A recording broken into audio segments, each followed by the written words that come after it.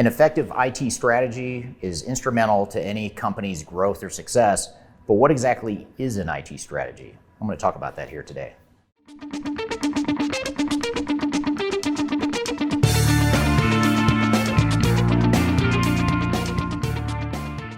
My name is Eric Kimberling. I'm the CEO of Third Stage Consulting. We're an independent consulting firm that helps clients through their digital transformation journeys. And IT strategy is one of those concepts that's very vague, very nebulous, means different things to different people, but it's something that's very critical to any sort of growth and success for an organization, especially if you're a mid-sized, a larger organization. And for a lot of organizations, they think of IT strategy as more of the support help desk type of thing, to where we're going to fix things as they break. But when we think about a true IT strategy, it's something that is more strategic in nature, provides a longer term vision, and provides a better integration with the overall operations and organization as a whole. So what I want to talk about today are some of those major components of IT strategy and things you can start deploying within your IT strategy to be more effective in your IT function. So the first measure of a successful or effective IT strategy is an alignment with the overall business strategy. So in other words, we're thinking about the business itself, not so much the applications and the data and the architecture and all the other stuff that we'll get to here in a couple minutes. But first, what is our business strategy? Where are we headed as an organization? What is that vision for 3 to 5 to 10 years out? Where are we headed? What do we want to be when we grow up? And ultimately, when we define our IT strategy, it should be in that context. It shouldn't necessarily be in the context of what are those big trends out in the marketplace on the technology side, or what are all the industry analysts saying that I should be doing. That stuff's just noise, to be quite honest. What we should be doing is looking at what our business is, where we're headed, what our goals and objectives are, and ultimately create an IT strategy that supports those goals and objectives. So once we have that clear vision and alignment with what our business strategy is and how IT can best support that business strategy, we can now start to define what are those enterprise applications and technologies that can help us get there. And this is where it can be helpful to look to the market to see what sorts of technologies are emerging, what new modern technologies could help us make that quantum leap to achieve that business strategy that we're trying to accomplish as an organization. Now, there's a lot of different directions you can go here with your overall enterprise applications. You could go with a single enterprise resource planning or ERP system that is a single system that ties together basically all the functions of your business. You could go with more of a best of breed approach where you have multiple systems that handle different functions within your business and you tie it all together into one cohesive strategy or set of applications. Or it could be just spot technologies. You're out fixing or replacing certain parts of your technological inventory. But whatever the strategy is that you've defined in the first step, you want to make sure that the enterprise application strategy is aligned with that overall approach. And one thing I'll note is there is no one-size-fits-all answer, and beware of the one-size-fits-all answers, because a lot of software vendors, industry analysts, system integrators, people that are incentivized to sell software, they're going to try selling you on the fact that their software and their solution is the one-size-fits-all answer that you and everyone else should be deploying. So really make sure that you're looking objectively at those enterprise technologies and how it aligns with your overall business.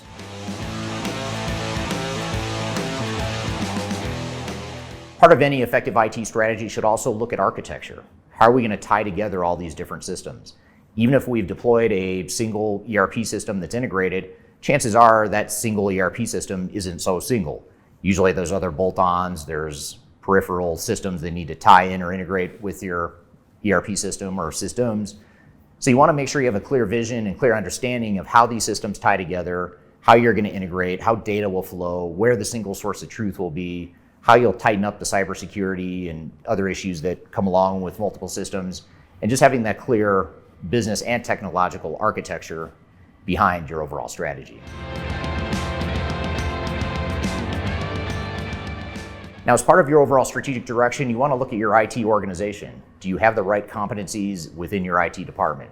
It may be that you have some homegrown systems that you developed 20, 30 years ago, and your entire IT department skill set and staff is built around this old system that you may presumably be replacing in the future.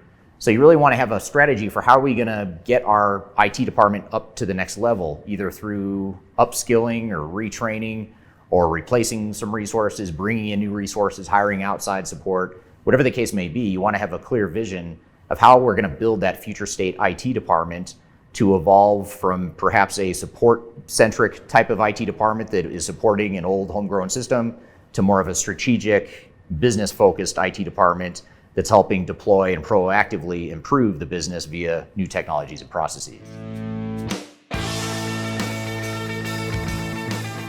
Ultimately, everything I'm talking about here so far today doesn't matter if we're not aligned with our business processes. We ultimately are here as IT professionals to support the operations and the business processes, and we need to make sure that we have a clear vision of what the business processes need to look like in the future and how technology can support those. It gets very tempting to go out and do research and look at all the cool new technologies and try to force fit those technologies to fit within this new environment. But ultimately, you want the business to be driving those technologies and ensuring that the technology is aligned with the business first and foremost.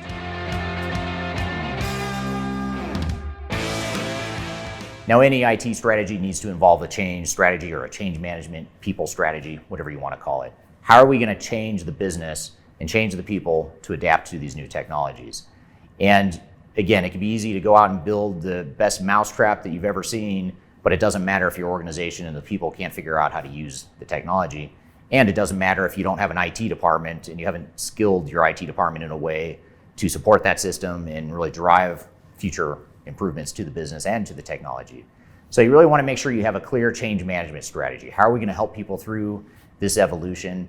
And it may be that you don't have the right skill set in-house within your IT department to do that, and that's okay. You can bring in outside help, companies like Third Stage Consulting, help with change management. You can also partner with your HR department, who may be able to help on the people side of things and the overall changes to jobs and roles and responsibilities, or it could be a combination of both. So really make sure that you have that clear change strategy as part of your overall IT strategy.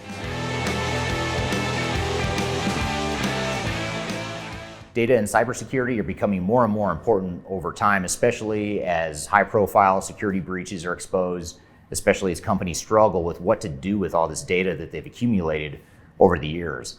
So you really want to have a clear vision of what is it we're going to do with our data, how are we going to clean up the existing data, how are we going to move it to any sort of new technology that we might be rolling out, and ultimately, how are we going to report and get information out of that data? How are we going to use business intelligence and reporting and analytics to make better use of that asset, which is our data? So that's the data part of it.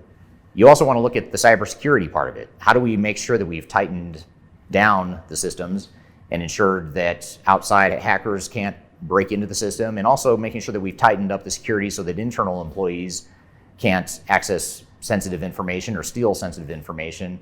And this is a common problem that a lot of companies overlook. So you want to make sure that you've addressed both the external and internal cybersecurity issues as well as the data piece of it as part of your overall IT strategy.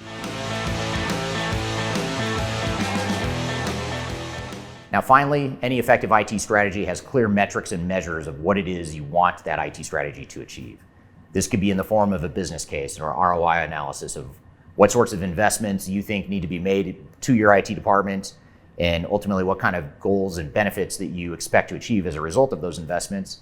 And ultimately, those metrics and measures should be used to drive accountability and ensure that the investments in these IT changes and this overall IT strategy is delivering the business benefits and results that we expect.